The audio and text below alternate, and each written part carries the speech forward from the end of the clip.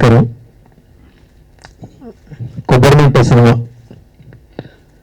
ఒక చిన్న సినిమా, ఒక చిన్న నటుని హృదయకాలం సినిమా టీజర్ అని వెంటనే ఫోన్ చేసి మారుతి గారు ఆఫీస్ పిలుచుకొని నేను హక్ చేసుకొని దీవించాడు.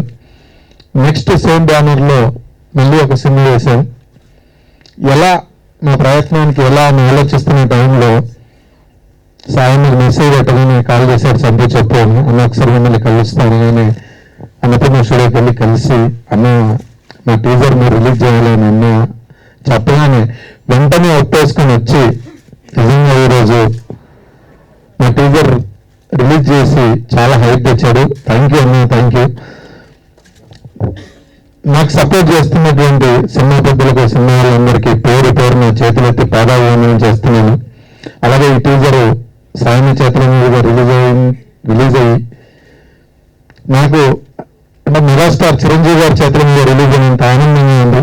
థ్యాంక్ యూ అండి, థ్యాంక్ యూ, థ్యాంక్ యూ. చెప్పనండి అయిలే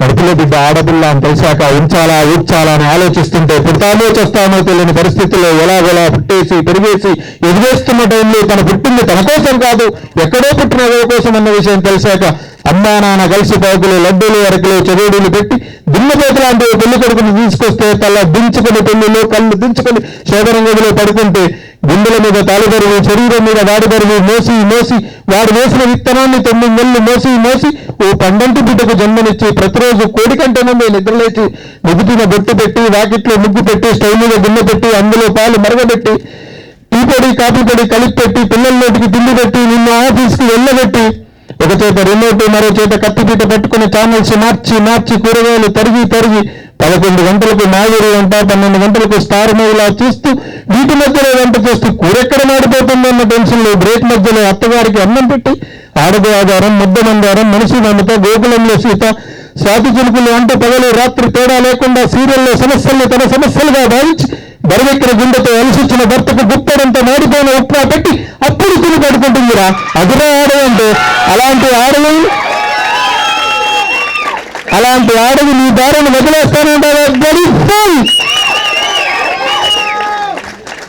నిజం ఇంత పెద్ద డైలాగ్ నేను చెప్పడానికి నేను రాసిన రామసన్నకు రూపక్ గారికి తను రోజు వచ్చి సింపుల్ ఆ డైలాగ్ అయింది, ఆ డైలాగ్ అయింది రాత్రి తను పొద్దున్న పుస్తకం కొత్త డైలాగులు ఇచ్చి రాత్రి నిజంగా నేను ఇంత బాగా చెప్పానంటే నాదేం లేదండి. వాళ్ళు ప్రాక్టీస్ చేయించి డైరెక్టర్ గారు చాలాసార్లు నాతో చెప్పించి తన ముందు నేను ఒక సినిమాకి హీరోయిన్ కానీ తన ముందు ఎన్నోసార్లు ఈ డైలాగ్ ఆడిషన్ చేసిన తర్వాత ఈ డైలాగ్ చెప్పాను. థ్యాంక్ యూ అండి, థ్యాంక్ యూ.